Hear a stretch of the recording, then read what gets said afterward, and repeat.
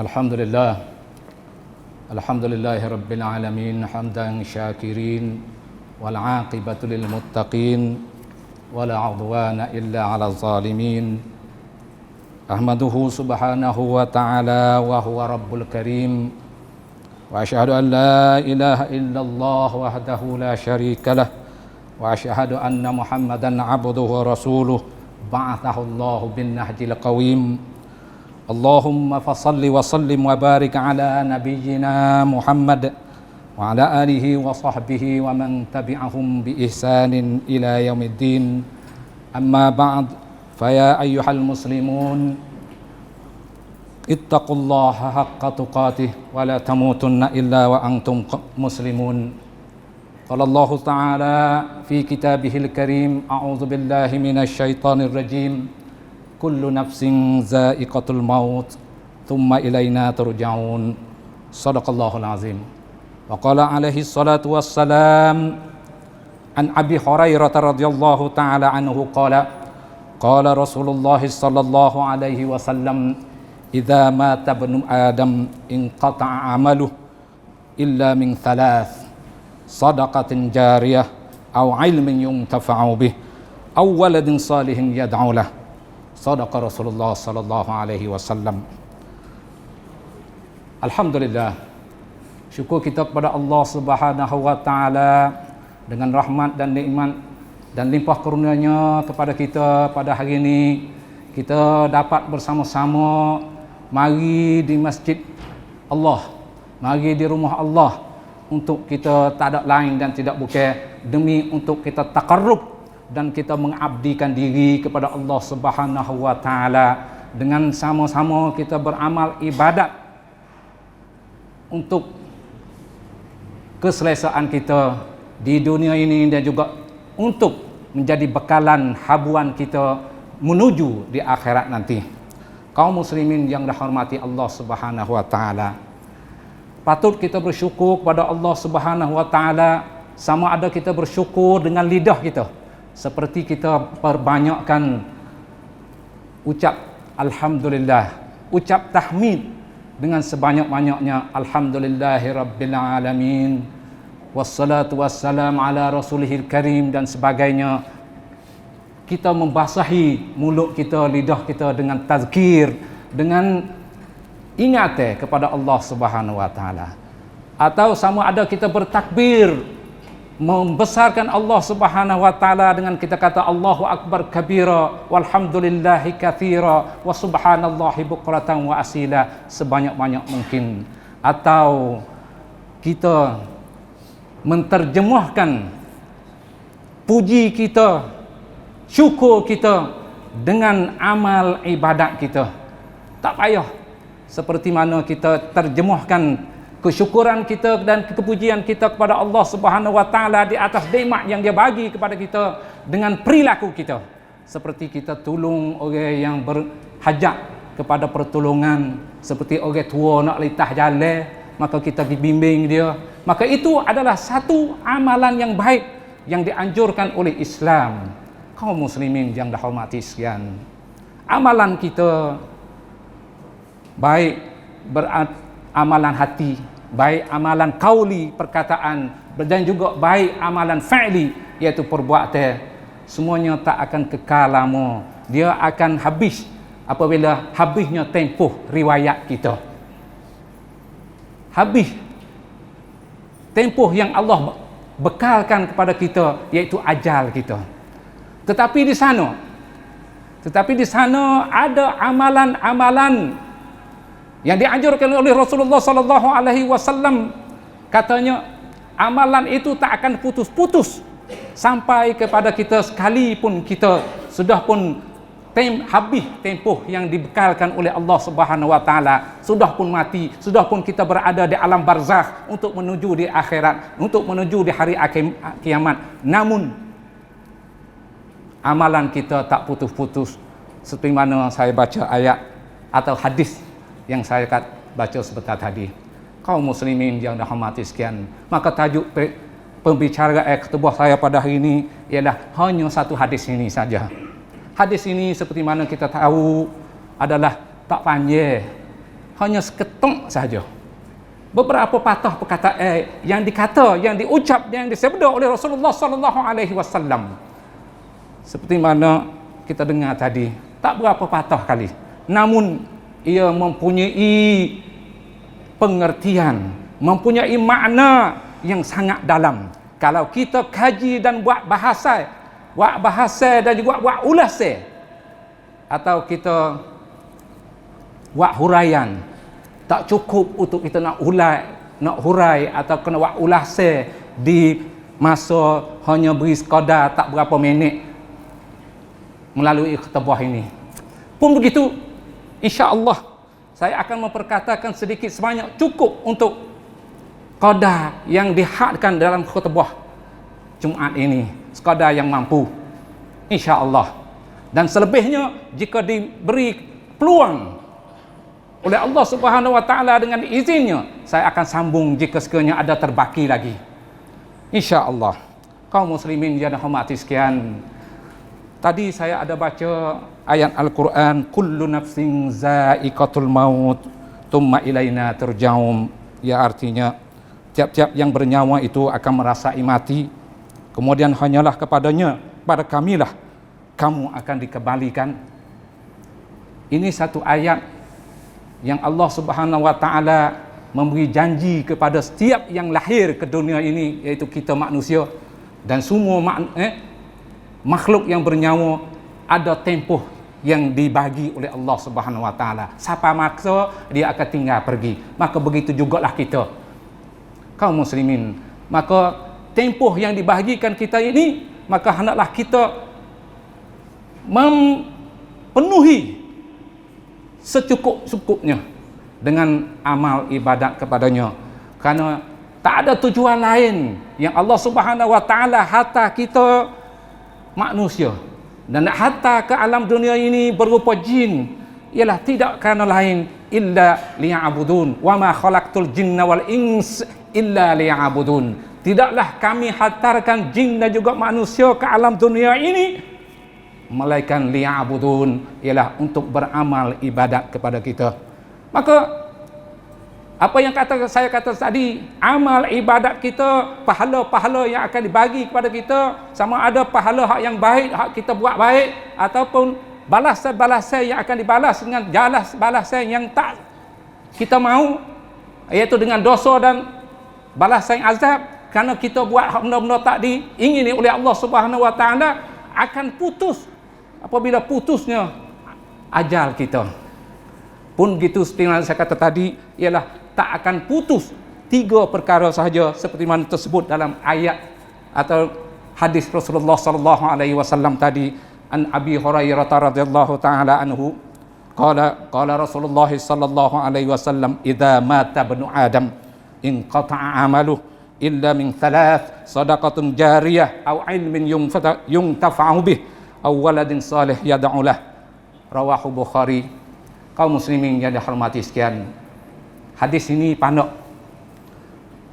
Hadis ini kalau kita buat ulas yang pertama, dapat saya buat ulas, kita dengar daripada awal hadis hingga sampai ke akhir hadis, ialah merupakan jumlah khabariyah. Cerita khabariyah mana cerita? Cerita ini bukan mari daripada orang sebagainya, tapi cerita ini mari daripada Rasulullah sallallahu alaihi wasallam. Apabila kita sebut pasal berita, pasal cerita, khabariyah atau khabar, sudah tentu marilah bahasa mana sekalipun dia mengandungi 2. Pertama ialah sidq, yang kedua ialah kadzib. Itu sudah menjadi tabiat jumlah khabariyah ataupun perkataan, kalau bahasa saya kata prayog boklau. Dia mengandungi tak lari daripada 2 perkara tadi. Kalau bahasa Inggeris dia kata present tense, dia tak lari juga daripada 2 perkara tadi. Apabila kita dengar dah berita, sudah tentu berita itu adalah satunya betul tak berita ni. Kalau betul, itulah sidq. Tetapi kalaulah berita itu tak benar, tak betul, maka berita itu kadzib, ialah bohong. Maka di sini Rasulullah sallallahu alaihi wasallam menyebut dalam hadis itu tadi, ialah mari dengan uslub mari dengan tata bahasa khabar. Maka di sini terserah pada kita selaku umat kita, Rasulullah sallallahu alaihi wasallam, kita nak terima kata hak ni hadis Nabi ke atau tidak, terserah pada kita, kerana dia mengandungi sidq atau kadhib. Semua supaya dengan cerita-cerita yang lain pun begitu, kita wajib terima berita ini kerana ia adalah berita yang mari daripada Rasulullah sallallahu alaihi wasallam, bukan sebagai berita yang tak boleh kita tak terima. Kita semata-mata kena terima. Sekali pun berita itu adalah berita khabariyah sahaja. Kaum muslimin, kenapa? Kerana kita dah tahu bahwasanya Rasulullah sallallahu alaihi wasallam itu adalah maksum, tak menerima dosa. Rasulullah sallallahu alaihi wasallam itu memang sidq, sudah menjadi satu sifat daripada sifat Rasul. Amanah, sidq, tabligh. Maka sidq ini adalah satu sifat Rasulullah sallallahu alaihi wasallam. Lagi pula ia adalah ditakkid oleh Rasulullah, oleh Allah Subhanahu wa taala, apa jua yang keluar daripada Rasulullah, baik berupa perkataan atau perbuatan, ataupun dia diam sahaja tidak berkata apa-apa sedangkan dia tengok benar di hadapannya berlaku, maka itu dinamakan hadis. Maka itu adalah sunnah Rasulullah yang wajib kita terima, kerana ditakkid oleh Rasul, oleh Allah Subhanahu wa taala, wa ma yantiqu 'anil hawa in huwa illa wahyun yuha. Itu tepat hak yang kita patut perhatikan, walaupun Nabi kata saat ni itu dengan berupa khabariyah yang mengandungi benar atau tidak, tetapi kalau hak mari daripada Nabi tidak ada hak tak benar, tidak ada yang bohong, semuanya adalah sidq, kerana dah menjadi sifat Rasulullah. So yang kedua pula ditakkid oleh ayat Al-Quran, wa ma yantiqu 'anil hawa illa wahyun yuha. Itu poin yang pertama. Poin yang kedua ialah orang jom royak hadis ni pula bukan orang alang-alang, bukan orang lekeh-lekeh, bahkan ia diriwayat oleh Abu Hurairah radhiyallahu taala anhu, yang mana ia merupakan sahabat yang paling banyak meroyak hadis. Hak paling banyak royak hadis Rasulullah sallallahu alaihi wasallam ialah Abu Hurairah, kerana dia adalah mempunyai sifat yang benar, tidak pernah bohong dan tidak pernah kelolo dengan bahkan dia apa yang jua hak dia royak itu adalah benar. Mari kalau dia kata mari pada Rasulullah, maka mari pada Rasulullah sungguh, bukan dia ambil sebagainya. Itu poin yang kedua, kata hadis ini kita wajib kita percaya, wajib kita ambil hadis ini kerana dia diriwayat oleh Abu Hurairah. Yang kedua pula seterusnya, hadis ini dicatat, ditulis hingga sampai ke hari ini, bahkan insya-Allah akan sampai ke akhirat hari kiamat akan ada hadis ini, kerana dicatat oleh Imam Bukhari. Hadis ini diriwayat Bukhari dan Muslim, yang mana Bukhari dan Muslim ini merupakan satu ulama hadis, yang ulama mengatakan jika sekiranya rumah orang itu ada kitab hadis Bukhari dan Muslim, seolah-olah dalam rumah dia tu ada Nabi sallallahu alaihi wasallam ada dalam rumah dia. Royak kata setangga tu nah, kata hadis yang diriwayat Imam Bukhari dan juga Muslim ini adalah hadis sahih, hadis yang bukan hadis palsu, bukan hadis bohong. Ini poin yang dapat kita kaji dalam seketuk hadis tadi. 2-3 perkara dah. Kaum muslimin, yang seterusnya dapat kita kaji pula, Rasulullah sallallahu alaihi wasallam royak mai kita, dia beri sebagai kata hadis ini merupakan hadis peringatan, hadis wasiat kepada umat dia. Alhamdulillah, kita selaku umat Nabi Muhammad sallallahu alaihi wasallam difardukan ke atas kita. Kita patut bersyukur dan patut berterima kasih kepada Allah Subhanahu wa taala, kerana setiap minggu dia panggil kita mari berkumpul beramai-ramai di dalam rumah dia, iaitu di masjid setiap minggu. Untuk apa? Tidak lain dan untuk tidak lain dan tidak bukan semata-mata untuk nak dengar wasiat, untuk nak dengar peringatan, untuk nak dengar apa-apa yang disampaikan di setiap masjid oleh khatib, yang mana di dalam khutbah mereka tak lain tak bukan mereka berbicara tak lain tak lari daripada ayat Al-Quran, daripada hadis dan kata-kata ulama. Maka daripada situlah umat Islam akan semakin hari makin kuat, taklah akan lemah di segi akidahnya baik, di segi amal ibadah, amaliyatnya baik dan segala-galanya, kerana dia sentiasa diberi peringatan minggu. Setiap minggu mari bawa nak terlupa, mari dengar, kita ingat semula. Maka begitulah Allah Subhanahu wa taala hatta nabi kita untuk memberi peringatan. Maka hadis ini merupakan hadis peringatan, tanbih kepada umat-umat dia. Tanbih yang pertama yang Rasulullah sallallahu alaihi wasallam sebut dalam hadis ini ialah dia kata idza mata banu Adam. Ini tanda kata kita manusia ni tak kekal lama. Hanya Allah beri tempoh hanya beberapa detik atau beberapa tahun sahaja. Bukan kekal. Kerana berdalil kata idza mata. Ambil pada situ.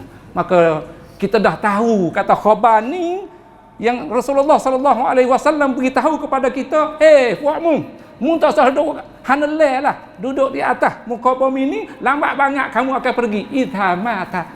Apa masanya mu akan mati, mu akan tinggal pergi. Maka di suasana atau masa yang dibahadkan itu, maka kamu penuhilah dengan sebanyak-banyak mungkin baik amal ibadat dan perkara-perkara yang baik untuk menjadi tokok tambah ibadat kita sebagai bekalan untuk menuju ke akhirat. Kaum muslimin yang terhormati sekian, poin yang kedua dalam hadis Rasulullah sallallahu alaihi wasallam sebut ialah inqata'a amalu. Seperti mana saya dah kata tadi, amal ibadat kita terputus dengan putusnya ajal yang diberi tempoh. Pun begitu, ada 3 perkara sahaja yang tak akan putus, iaitu Rasulullah sebut di sini ialah sedekahun jariyah, ialah sedekah jariyah. Dan yang kedua ialah ilmu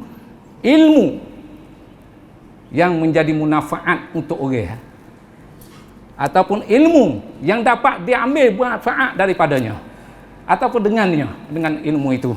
Dan seterusnya perkara yang 3 Nabi pesan, beri peringatan dan wasiat ialah dalam hadis ini ialah waladin salihin, iaitu anak yang soleh yang sentiasa berdoa kepadanya, kepada ibu kita, kepada ibu bapa kita. Maka itulah sahaja tak akan putus sekalipun dia dah mati, sekalipun dia dah ada di alam barzakh, alam kubur.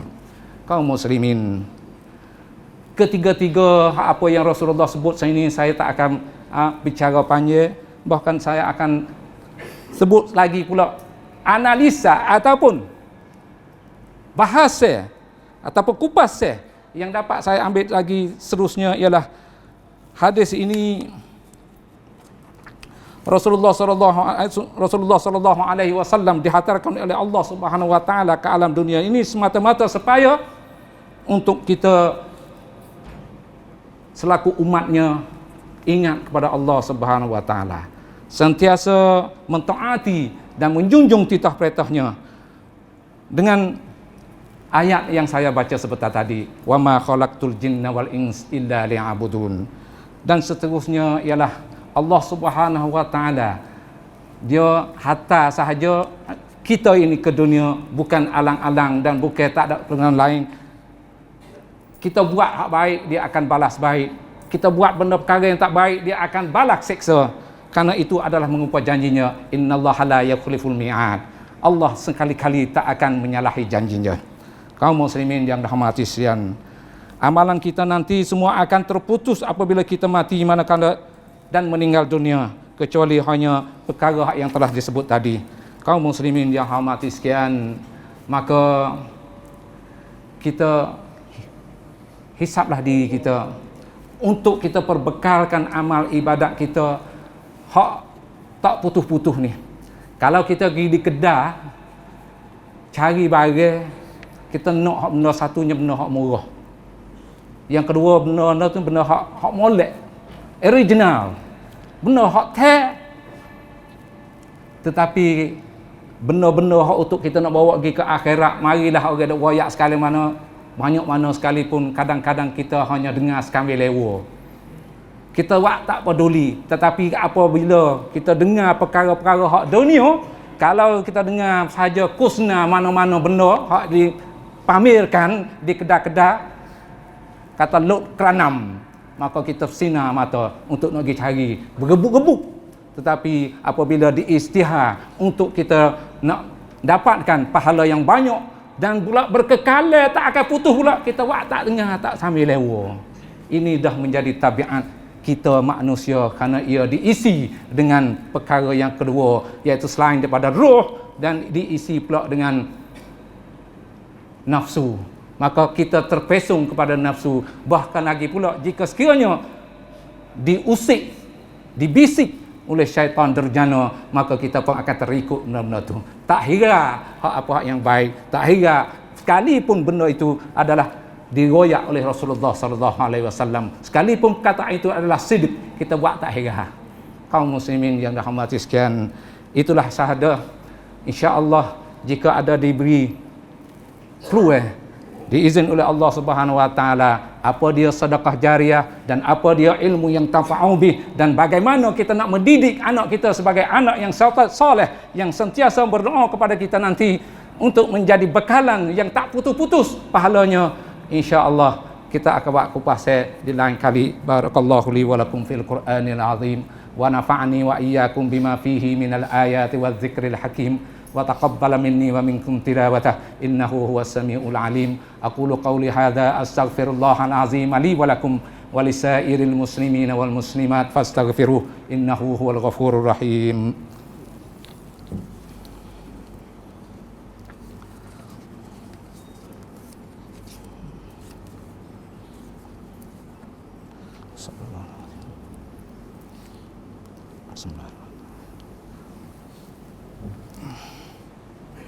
Innal hamdalillah nahmaduhu wa nasta'inuhu wa nastaghfiruh wa na'udzu billahi min syururi anfusina wa min sayyiati a'malina. May yahdihillahu fala mudilla lahu wa may yudlil fala hadiya lahu. Asyhadu an la ilaha illallah wahdahu la syarika lahu wa asyhadu anna Muhammadan 'abduhu wa rasuluh.